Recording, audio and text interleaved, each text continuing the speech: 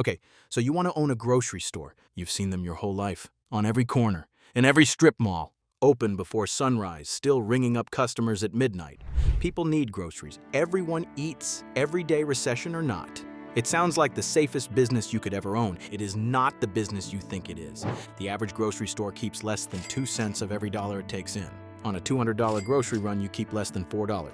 The other $196 is already spoken for before the customer even reaches the register. And here's the part nobody tells you before you sign the lease. You don't control your own prices. The big brands do. Coca-Cola, Procter & Gamble, Unilever. They tell you what their products cost on your shelf. You can take it or leave it. And if you leave it, your customers go to the store that took it. By the end of this video, you will understand why the most essential business in America is also one of the hardest to profit from. What actually happens to your money between the shelf and the register, and why the stores that are winning aren't really selling groceries at all. Let's start with what it costs to get the doors open, and why most people underestimate it by half. What it costs to get in. Independent grocers now hold 38.4% of the food retail market. That market moves $920 billion a year, and that's up from 33% just a few years ago. People are choosing them on purpose. Almost all of those independents started the same way. Someone with a head for numbers and a love of their neighborhood decided the math would work out, even without quite enough capital. The opening bill comes in 5 separate pieces. Opening a small neighborhood store costs $80,000 to $300,000. That covers your lease deposit and your equipment, plus licenses and your first stock of inventory. The refrigeration alone will run you $100,000 to $300,000. Walk-in coolers, display cases, freezer units, plus a compressor that fails on a Saturday in July. Then there's the shelving, gondola units, checkout counters, scales, and signage, plus the carts that always end up 2 parking lots away. Another $20,000 to $50,000 depending on how big you're building. Just for the point of sale system, $5,000 to $15,000 installed. Then permits, health inspections, business licenses, and a scale certification if you sell produce by weight. In some states, the paperwork alone runs $5,000 to $30,000. Before you've stocked a single shelf, initial inventory, you need $20,000 to $80,000 just to fill the shelves. Before you've opened the doors, that number climbs fast with fresh meat, dairy, and produce. Staffing for opening week, cashiers, stockers, a butcher if you run a meat counter, and a manager who isn't you. At $15 to $18 an hour, that adds up fast. Thousands more before your first real paycheck arrives. Working capital. You need 6 months of cash sitting in reserve before you even open. Because grocery stores don't turn a profit on day one. Most take 10 to 18 months to reach consistent profitability. The ones that fail run out of cash around month 9. Add it all up. A realistic small grocery store costs $200,000 to $500,000 to open. A full-size supermarket can run past $1,500,000. And you haven't sold a single can of soup yet. Most owners don't pay that in cash. They take out an SBA loan instead. And that usually means a 10 to 20% down payment, plus interest on whatever you finance it. At today's rates, that's another cost stacked under everything else. Almost nobody actually builds one from scratch. Most people buy an existing store instead. It comes with a lease, fixtures, and a customer base already in place, and it sells for less than building new. That sounds cheaper. It isn't always, because you're not just inheriting shelving and a walk-in cooler. You're inheriting someone else's relationships. A wholesaler contract negotiated years ago on terms you didn't set. A walk-in cooler, 12 years past its expected lifespan. You won't know it's failing until it fails. A customer base built on prices the last owner couldn't keep. A lease that renews in 18 months. At a number nobody's told you yet. Most buyers also pay for an independent inspection first. Refrigeration, electrical, plumbing, all of it, check. That's another $2,000 to $8,000 before you've signed anything. The grocery business has no grace period. No warm welcome either. It comes with a daily bill. And that bill starts the moment the truck makes its first delivery. But here's what nobody tells you about that truck. How the money flows. It doesn't just bring groceries, it brings 31,795 different prices you didn't set. That's 31,795 different price points to manage. 31,795 different suppliers, contracts, and delivery schedules to track. It means a single pricing mistake on one item can wipe out the margin on 100 others. Eggs show exactly how this works. In March 2025, a dozen eggs cost a farmer $1.05 to produce. The average wholesale price was $1.17. You probably remember what you paid at the register that same month, $6.25. $6.23 for the exact same dozen eggs. So where did the other $5 go? Not to you. Out of that $6.23, the farmer's production cost takes $1.05. The wholesaler's margin and distribution take roughly 12 cents more on top. Trucking, refrigeration, and spoilage losses take another bite. That's before the case even reaches your loading dock. Then your rent, labor, and overhead layer on top of that. By the time everything's covered, those $1.20 eggs leave you 20 to 30 cents of profit. 20 to 30 cents on a $6.23 item. And eggs are one of your better performing categories. Milk is worse. A gallon of milk costs a dairy roughly $1.80 to $2.20. That covers production, packaging, and shipping to your dock. You sell it for $3.79 to $4.49, depending on your market. That looks like a 50% markup. It isn't. Most grocers price milk deliberately low, sometimes below their own wholesale cost, just to get a customer through the door. It's called a loss leader. Milk is one of the oldest examples in the business. So on your single, most reliable weekly purchase, you may not be making any profit at all. You might be losing money on purpose. Every single time someone buys it. And now multiply that by everything else on your shelves. A loaf of bread works almost the same way, and a baker sells you that loaf for about $1.10. You price it at $3.49. After spoilage and shelf life losses, you keep about 30 cents. Bananas work almost the same way. Rotisserie chicken works the same way too. Even at the largest chains in the country. Every item hides the same kind of gap, and none of those gaps get decided at your counter. This is why raising prices won't save you. Your customer has a mental price for a dozen eggs, a gallon of milk, a loaf of bread. The moment you cross that line, they notice instantly, and they don't come back next week. And so you're locked into a corridor, high enough to survive, low enough that nobody walks out the door over it. The only lever you actually control is volume. Move enough product fast enough, and the pennies start adding up. The average supermarket completes 13,500 transactions a week. Most independent grocers don't get close to that number. The ones who do are making real money. The ones who don't bleed out slowly. 1 cent at a time on every item they sell. There's a second number working against you. The average grocery store carries a gross margin around 27.4%. That's across its entire mix of products. That sounds healthy until you remember what margin actually has to pay for. Labor, rent, utilities, insurance, equipment repairs, plus credit card fees on every single transaction. Once all of that comes out of that 27.4%, what's left over as profit is a single-digit number, not double digits. Every department inside your store runs its own version of that math. Center store dry goods, dairy, frozen, produce, meat, deli. Each one has its own margin, its own spoilage rate, its own supplier relationship. Get even one of those departments wrong, and it can quietly drag down every other department that's actually performing. And the items that bleed you fastest aren't the unpopular ones. They're the ones nobody's watching closely enough. And some of them are bleeding you before a single customer even walks in. Not from bad decisions, not from slow sales, just from the clock running. Spoilage and shrink. Roughly 30% of everything you stock gets thrown away. Produce, dairy, bakery, and meat account for most of it. Shrink alone averages 3.5% of total sales nationally. And on $2,500,000 in sales, that's $87,500 gone before it's ever rung up. Theft accounts for 60 to 70% of that number. Operational errors, misscans, and miscounts take another 15 to 20%. Supplier shortages and fraud take the rest. Then there's labor. Labor and benefits cost grocers a record 16.3% of sales. That's the highest figure on record for the industry. A staff of cashiers, stockers, butchers, and a produce manager. Adds up fast at $15 to $18 an hour. Before overtime, before benefits, before turnover. And turnover is brutal in this industry. Part-time staff turnover sits above 40% a year, industry-wide. Every time someone quits, you're paying to train their replacement.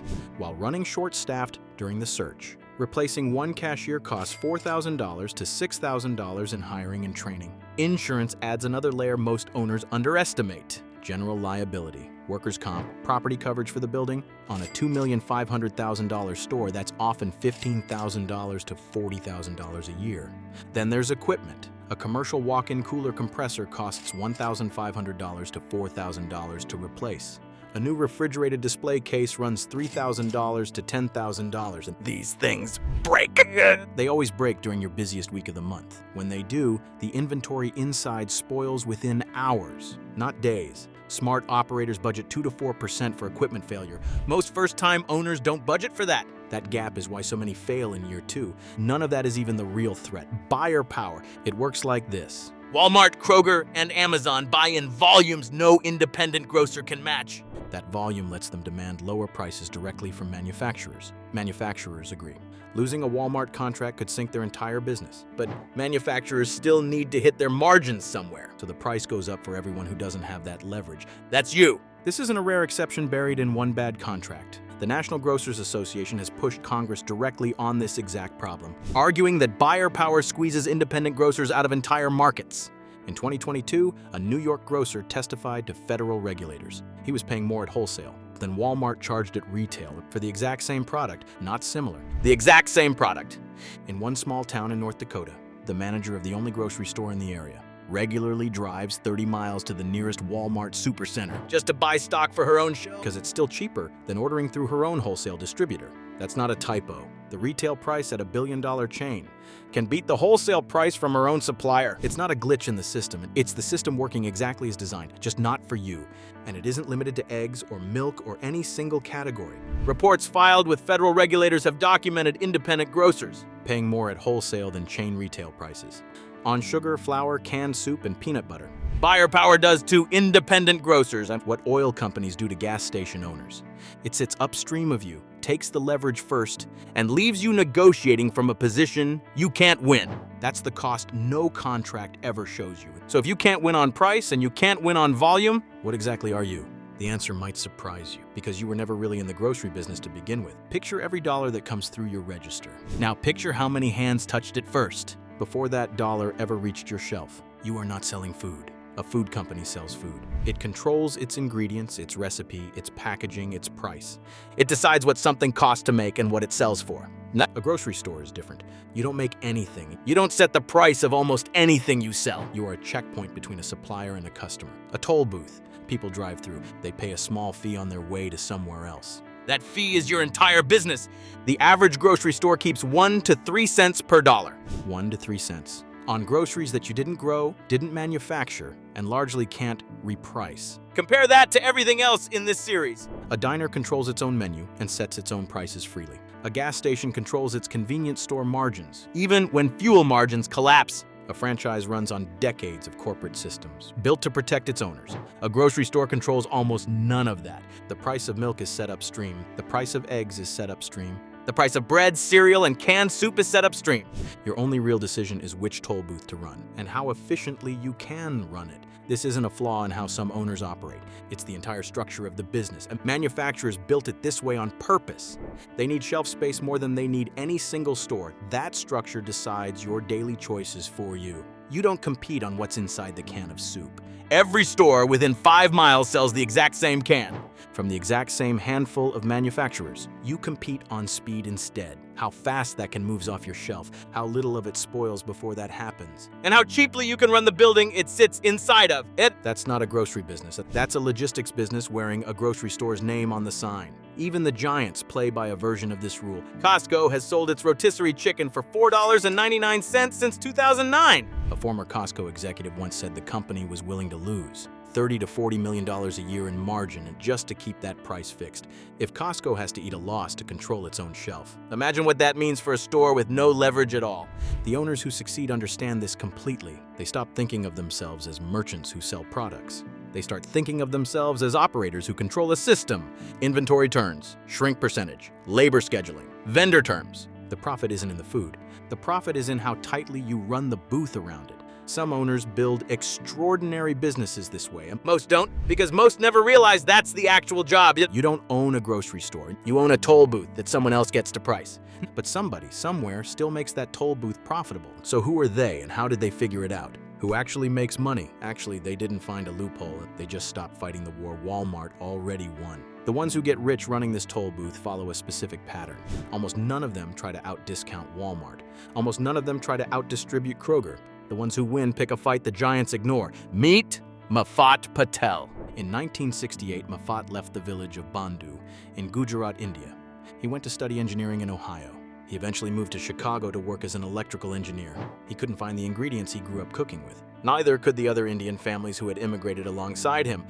In 1974, Mafat and his brother Tulsi opened a small grocery store. It sat on Devon Avenue in Chicago, and it wasn't large, it wasn't well stocked, it barely had a sign. They stocked the spices and lentils their community couldn't find elsewhere. Rice, too. Tulsi's wife, Aruna, came from India to help run the register. There were days the cash register never opened at all.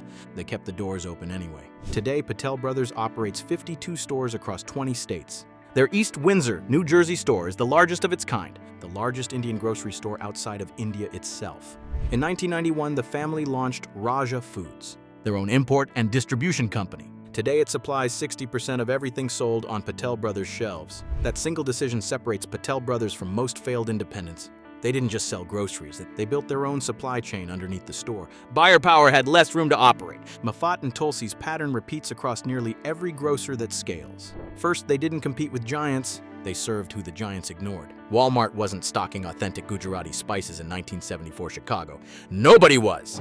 That gap is where independent grocers still win today. Find the customer the buyer power giants have decided isn't worth specializing for. Second, they controlled their own supply chain. Instead of depending on someone else's, Raja Foods now manages over 700 products. When you control distribution, buyer power has nothing left to squeeze. You become the wholesaler that used to squeeze you.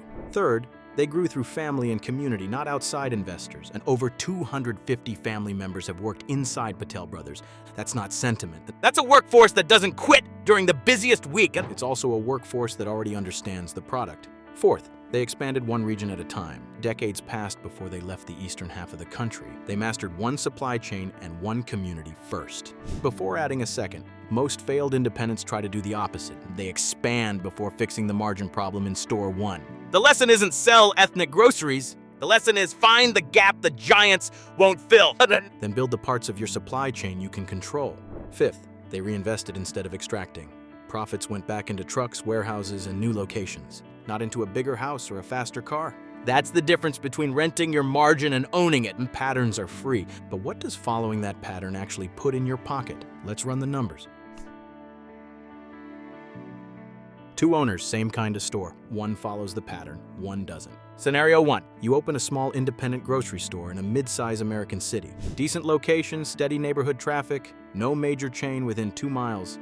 You invested $350,000 to get the doors open. Annual revenue, $2,500,000. That's roughly $48,000 a week walking through your doors.